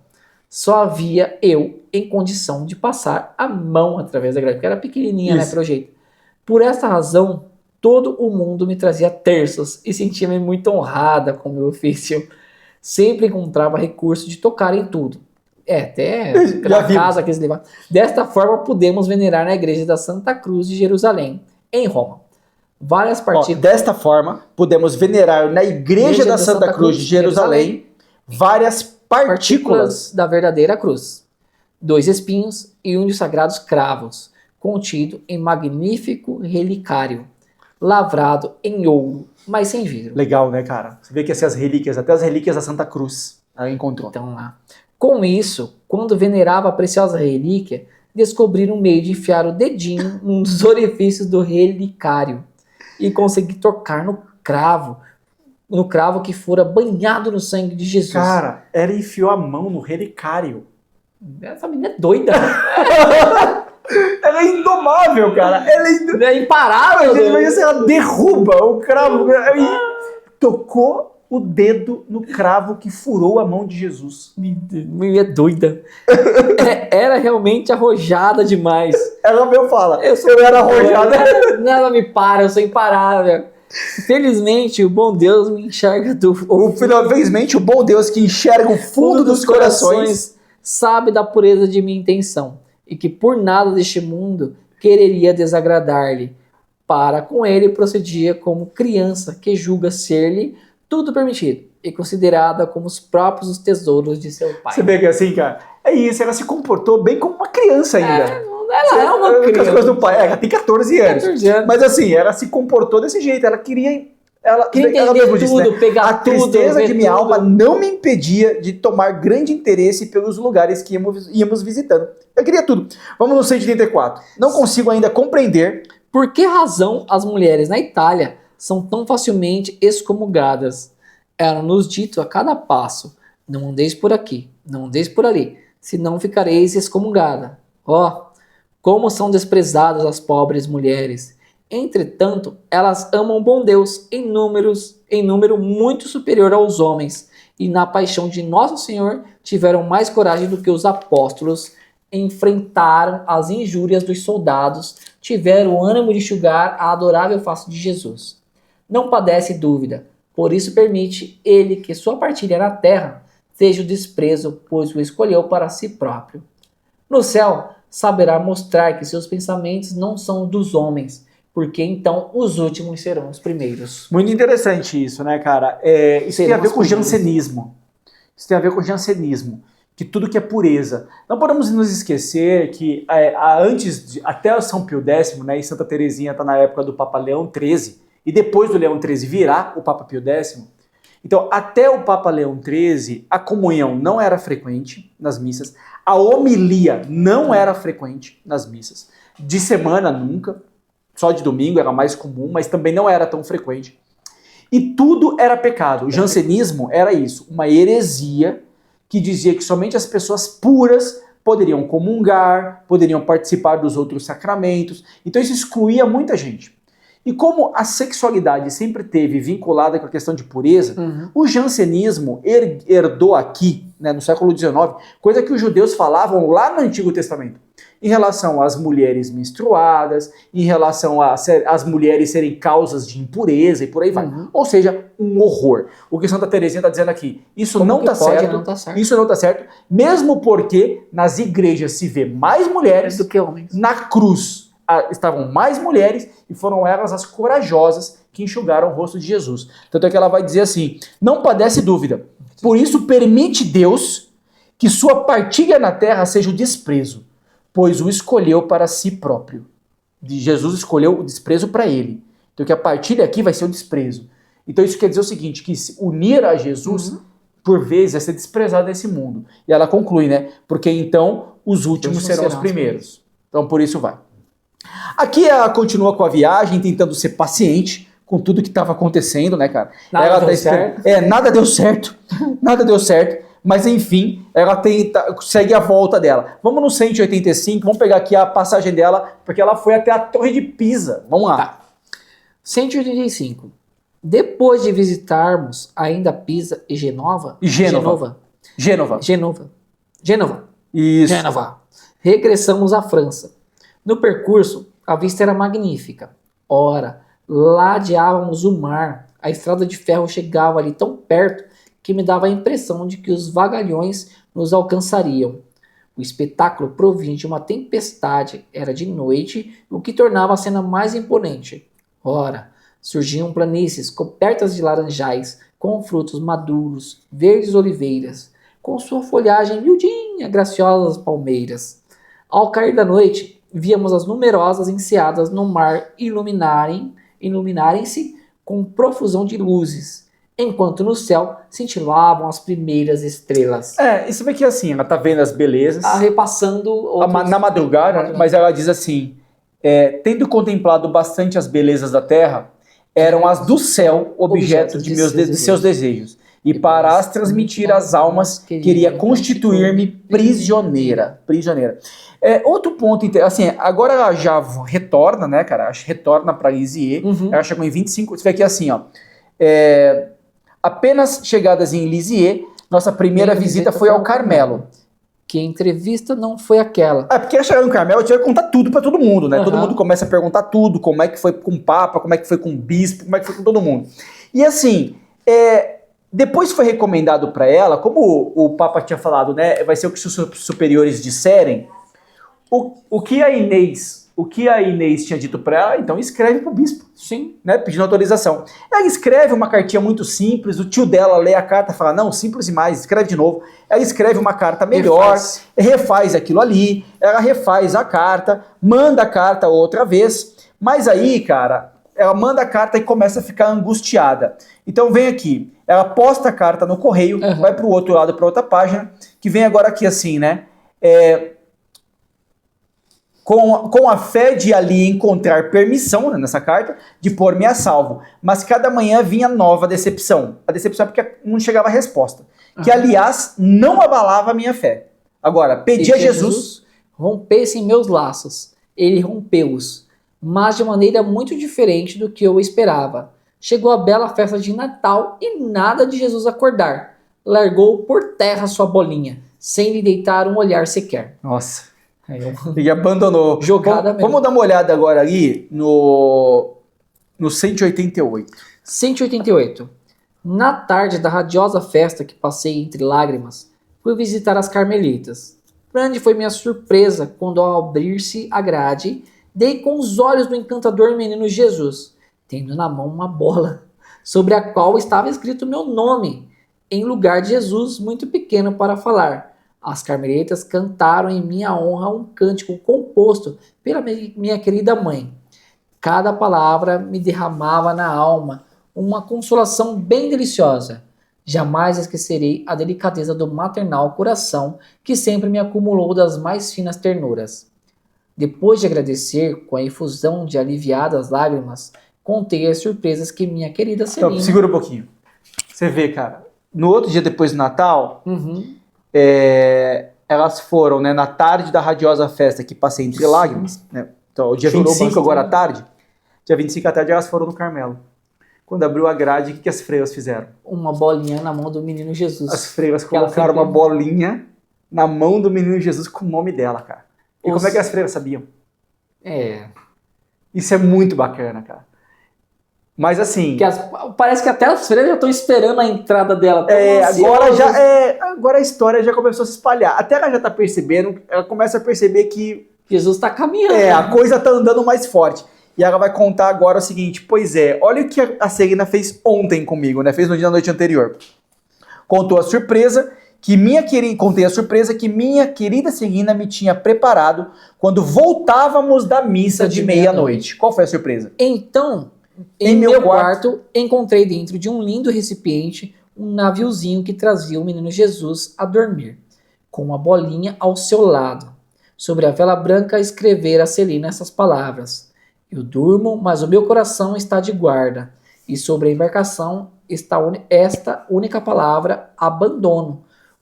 Se Jesus ainda não dizia a palavra à sua noivinha, se os seus divinos olhos continuavam sempre cerrados, pelo menos se lhe revelava por meio de almas que compreendiam todas as delicadezas e o amor de seu coração. Pois se Jesus não está revelando para ela diretamente, está revelando através das outras almas. Mas bonita essa frase, essa do Cântico dos Cânticos, né? Capítulo 5, versículo 2, eu durmo, mas o meu coração está de guarda, ou está em guarda. Vamos lá. No primeiro dia do ano de 1888, Jesus ainda me presenteou com sua cruz. Mais uma cruz. Desta vez, porém, estava sozinha para a carregar, pois era tanto mais dolorosa quanto mais incompreendida. Uma carta da Madre Maria de... Nossa, o que será que vem, né? De tamanha tristeza. Segue. Uma carta da Madre... Isso sem contar que ela era, como você falou, melancólica. Uma carta da Madre Maria de Gonzaga me comunicava ter chegado a resposta do senhor bispo no dia 28, festa dos Santos Inocentes, mas que me não pusera ao corrente. Mas que não me pusera ao corrente. Ou seja, o bispo não autorizou a minha entrada. Porque decidira que minha entrada só efetuaria depois da quaresma. Ela vai ter que esperar 3 meses. Ela vai dizer, eu não consegui me conter em lágrimas, porque como assim eu vou ter que aguentar mais 3 meses, cara? como assim eu vou ter que aguentar tudo isso mais 3 meses? Ela diz, como se passaram os 3 meses tão ricos em graças para minha alma. Primeiramente ocorreu meu pensamento de não me preocupar em ter uma vida tão bem disciplinada. O que foi interessante? Agora ela vai já começar a treinar em casa como é que vão ser as penitências do Carmelo. É isso que ela vai tentar fazer. Só que ela vai dizer o seguinte, que deu tudo errado. Ela não conseguia fazer penitência nenhuma. Vamos lá. Como ela não conseguiu fazer penitência nenhuma, minhas mortificações consistiam em dominar minha vontade, sempre pronta a impor-se, em não soltar palavra de réplica, em prestar pequenos obséquios sem alarde, em não apoiar o dorso. Assim, ficar assim na cadeira. Não fazer assim. Uhum. O que ela colocou de penitência para ela? Ficar assim, ereta, mais para frente. Que é o que ela conseguia. Ela não conseguia fazer mais nada. Quando sentava e etc, e etc. Foi pela prática desses nadas que me preparei para ser a desposada de Jesus. Não posso dizer quanto doces eram as recordações que tal expectativas me deixou. 3 meses passam depressa.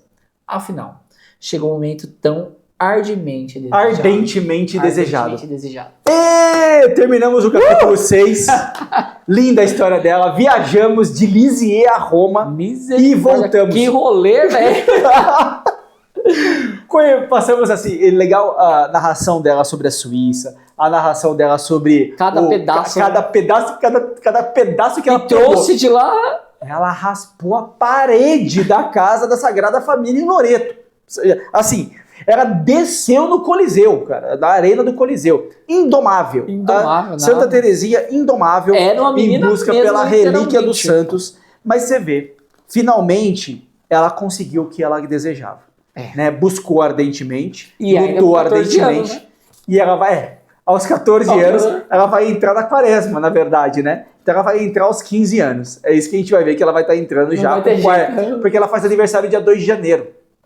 Então, como ela faz aniversário 2 de janeiro, já logo na sequência. Então, no aniversário dela, ela recebeu o comunicado. Porque naquela época era com 17, né? Com 17. E lembra que o padre tinha falado para ela estar com 21.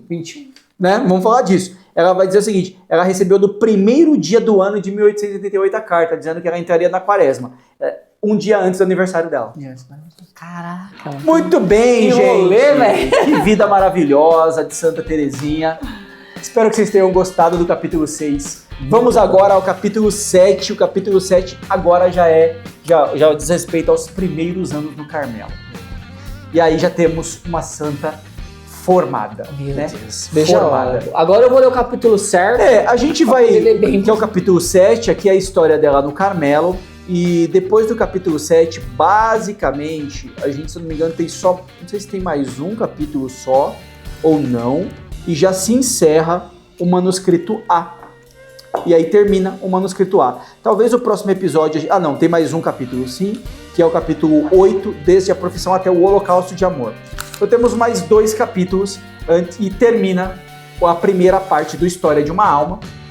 E aí nós vamos falar da manuscrito mesmo, o método para chegar no céu, que é o método da pequena via. Como ela concluiu aqui dizendo, os meus nadas. Os meus nadas. É isso. Ficamos por aqui e fica claro pra gente o seguinte. Como o Santo Agostinho disse, aquele que nos criou sem a gente, não quer nos salvar sem a gente. Nós temos que nos esforçar e buscar o céu. Mas no fundo, a partir do nosso esforço, Deus derrama sua graça, suas bênçãos, para que de fato a gente consiga chegar ao céu. Não conseguiremos chegar ao céu sozinhos nunca, mas Ele quer ver o nosso esforço em buscar o céu. Muito bem? Amém. Muito bem. Amém. Então vamos lá, vamos ficar por aqui. Valeu, gente. Obrigado, Acho gente. que foi bacana por hoje. Muito bom. Vamos encerrar então. Ave Maria, cheia de graça, o Senhor é convosco. Bendita sois vós entre as mulheres, e bendito é o fruto do vosso ventre, Jesus. Santa Maria, Mãe de Deus, rogai por nós, pecadores, agora e na hora de nossa morte. Amém. Edifique e permanece em nome do Pai, do Filho e do Espírito Santo. Amém. Tchau, tchau, gente. Tchau, gente. Até mais. Com Valeu. Deus. Tchau, tchau. Faz bem.